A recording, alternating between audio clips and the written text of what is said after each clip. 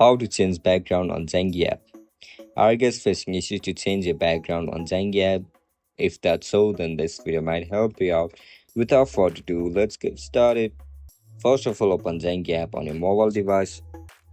If you don't know how to download Zangi application on your mobile device, then make sure to check out our guide on how to do it. After you open up the app, now log in into your account with your registered email and password. After you get logged in, now scroll down. Select the last option, Appearance. After you click on Appearance, tap on Background.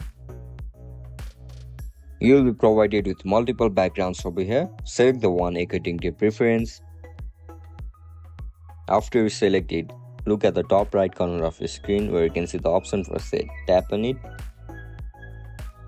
And as you guys can see on preview that our background has been changed.